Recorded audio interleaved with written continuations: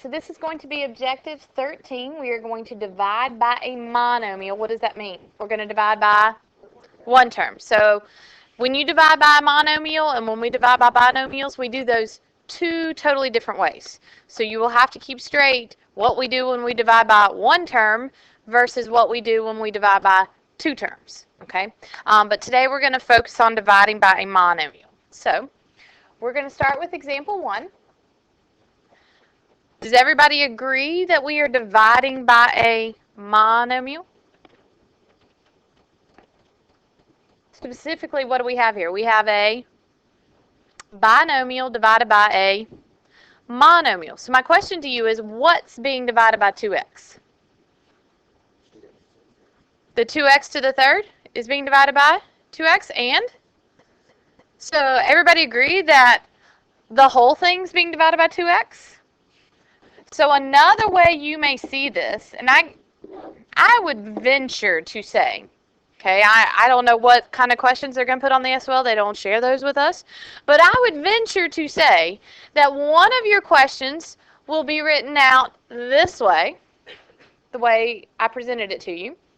Another question will be presented to you in fraction form. And then, what's another way you can write a division problem? Under the house. Which one goes in the house? The first one we see goes in the house. So you may see something like this. If I was a smart person, some days I'm smart, right? I would say you're going to see one of each of those on the SOL. Why? To make sure that you realize that all three are the same thing. Okay, and they're going to present them to you in 3 different ways so that you don't think that they're 3 different problems. Okay, they're all the same thing. So if it is written like this, I will tell you we're not going to do long division. So even if they present it to you under the house and in that way with the dividend and the divisor, I would write it like this as a fraction. Okay. So we're going to break this down into 3 steps. Step 1 is we're going to divide and conquer. We're going to split it apart. A minute ago, Harvey told me that the 2x cubed is being divided by 2x. Does everybody agree that that specific term is being divided by 2x? So we're going to make a fraction on its own that says 2x cubed is being divided by 2x. And then he told me that the 16x is being divided by 2x. Does everybody agree that the 16x is being divided by the 2x? Yes? So we're going to make a fraction that says that. So basically what we're going to do is we're just going to split it apart. Okay? Both the 2x cubed is being divided by 2x and the 16x is being divided by 2x. Okay? So we had one giant fraction to begin with, and I call this divide and conquer. We're going to divide it up and make little bitty fractions. Okay? From here, step 2, we're going to simplify. You've done this before. What do we do with 2 over 2? Becomes 1 over 1. Very good. And what do we do when we divide powers? We subtract the exponents. And when we subtract, the answer goes on the top. So this becomes a x squared in the top. Any questions on that? 3 minus 1 is 2. Okay. How about 16 over 2? What does that become? 8 over 1. How about the x's? I have a couple thoughts here. What's one thing? Okay. When you subtract them, you get x to the 0. And so you could just mark it out and become 1. What's 8 times 1? Just 8. So somebody in first block says, can't you just say those cancel? X over x they just cancel and you can just mark it away and it just goes poof? Yeah, and you can, okay? So that's step 2. So step 1, divide it up. Make little bitty fractions. Step 2, simplify it. Step 3, clean it up. Okay, clean it up. What part of this do we not need? Do I need any of those ones? No. So the final answer is x squared plus 8. And you can't add those because they don't match. One's a degree of 2 and one's a degree of 0. that make sense? They don't match. Okay, so there's your final answer. Okay, let's look at another one.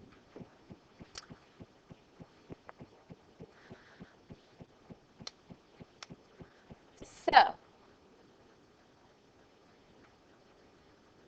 step 1, we're going to divide it up and make little fractions. Okay, so my question is, what's being divided by 4w squared?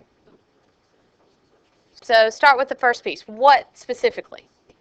The 6w cubed is being divided by 4w squared. What else is being divided by 4w squared? The negative 3w is being divided by 4w squared, and the 4 is being divided by 4w squared. Okay, does everybody understand what I did? Each term is being divided by 4w squared. The 3w is being divided by 4w squared, and the 4 is being divided by 4w squared. Everybody okay? Step 1.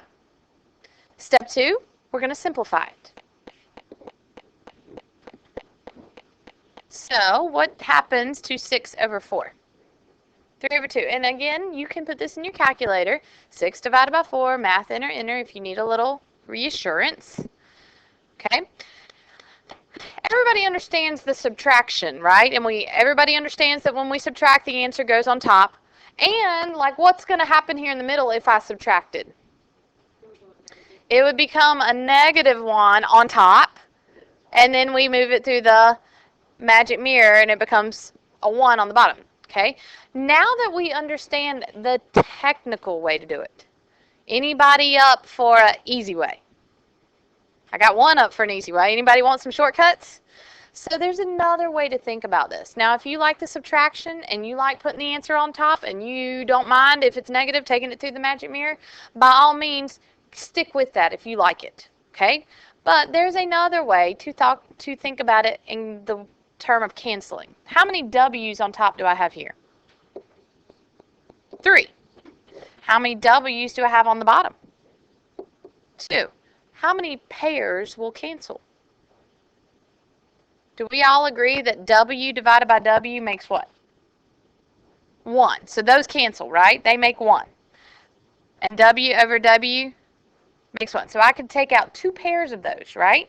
Leaving you with how many? 1 where? On top. Okay? Now, again, this is going to go quicker here in a minute. Okay? Let's go to the next one. So 3 over 4 is going to become 3 over 4. How many W's do I have on top? 1. How many W's do I have on the bottom? 2. How many pairs will cancel? 1 pair, leaving you with 1 in the bottom. What will the canceling method do for you? It eliminates the whole magic mirror. Does that make sense? If you subtract, it cuts out a couple steps. Like, we subtract, we put the answer on top, and then if it's negative, we move it to the bottom. I mean, that's several steps, right, in itself. Canceling, you got 1 on top, 2 on the bottom, 1 pair cancels, leaving you 1 in the bottom. It's already there. Does that make sense? And so it just eliminates the whole magic mirror thing. Okay? 4 over 4 becomes 1 over 1. What about this guy, W squared? Very good. Are we doing anything to him? No. Does he match with anything? No. So if he's in the bottom and we're not doing anything to him, then he better stay in the bottom. Okay? Step 3. Step 3 is very important. Okay? Which part of this stuff do we not need? Do I need the 3W over the 2? Yes. Do I need 3 over 4W? Yes. Is there any part of the last term that I do not need? The one, both of the ones? So, I mean, you're telling me number one mistake here, and here's the issue that everybody's going to have, okay? The number one mistake, you listening to me? Why do I tell you about the number one mistakes?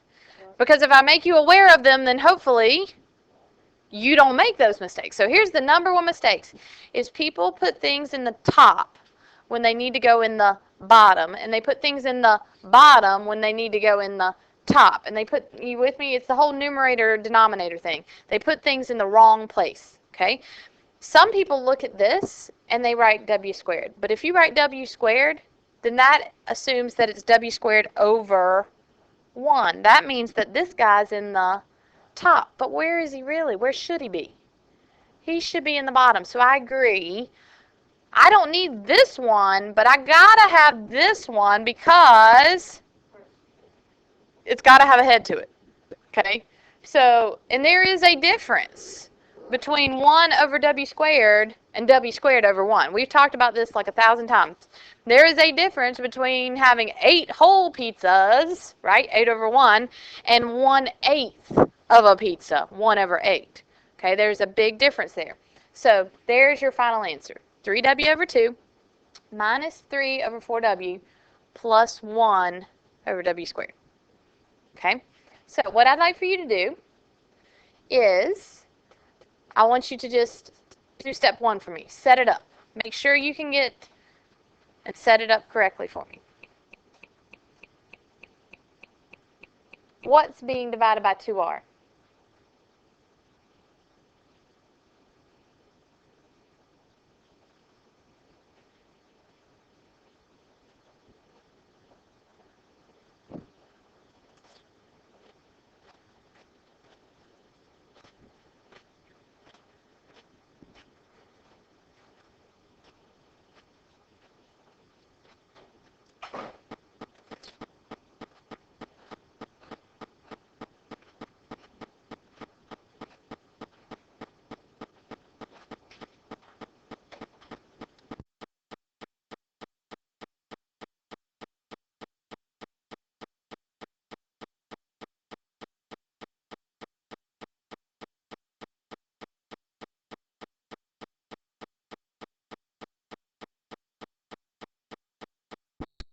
Was everybody able to get through setting it up?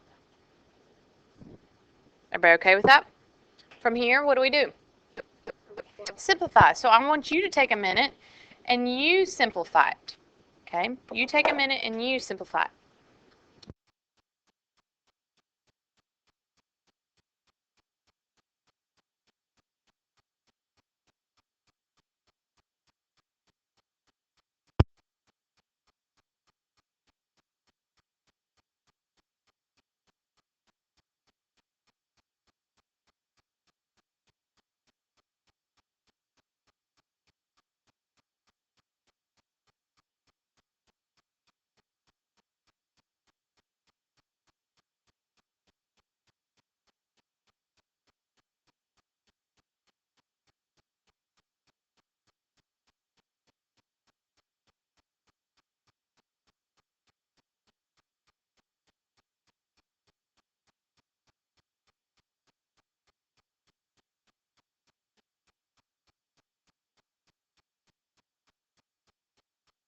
So this problem has purpose. Did you find my purpose? That's my purpose. The 2r divided by the 2r makes what? 1. The question is, do you write the 1? Do you not write the 1? How many wrote the 1? How many did not write the 1? So it's like half and half. That's the question. Do you write the 1? Do you not write the 1? And I guarantee you, on the IA test or on the SOL, they will give you a problem like this. Okay? And one of the answers will have the 1, and one of the answers will just have the first 2 parts without the 1. Okay, does that make sense? Those will be the 2 answers that it's like 50-50. Do you write the 1? Do you not write the 1? So here's my question. When do we not write 1s? We don't write 1s when they multiply or divide, and we don't write 1s when they don't change the problem. Like if I have 5x over 1, what is 5x divided by 1? Does it affect the problem? No, it's just 5x and 5x over 1 are the same thing. But if I have 5 minus 1, is that going to affect the problem? Yes. So my question is, do we think we need to write the 1? Yes, because does everybody understand that? This is, if I subtract 1 from here, if you subtract 1 from something or add 1 to something, your problem will change. We don't write the 1s when it's the same thing, when it doesn't matter. Does that make sense? So in this case, you'll need to write the 1s. Okay, so this becomes 4 over 2 becomes 2 over 1. And I caution you, what do some people say? They look at 2 and 4 and they think 1/2. You see what I'm saying? Instead of 2 over 1, they write 1 over 2. So make sure you get things in the right place, okay? How many R's in the top? 6. How many R's in the bottom? How many pairs cancel? 1 pair cancels, leaving you with 5 in the top. Okay? What happens to 3 over 2? 3 over 2. 4 pairs in the top. 1 in the bottom. How many pairs cancel? 1 pair cancels, leaving you with R to the third in the top. Okay? And we said a minute ago, what happens here? This all becomes 1 over 1. We basically said they cancel. Do we need the 1? Yes, because it's subtracting 1 from it. And again, subtracting 1. So when we clean it up, do I need this one? No. So 2r to the 5th plus 3r cubed over 2 minus 1. Okay? And again, what happens if you don't put the 1 on the end? It makes a different answer, right? What if all this, what if I knew what r was, and all this added up to be 5? If I just wrote 5 without the 1, then my answer would be 5. But if I put the 1, it's 5 minus 1, so then I get a new answer and get 4. So you got to put that 1 because it's going to make a difference in your problem. Okay? So we have 2 more examples. You try this one on your own.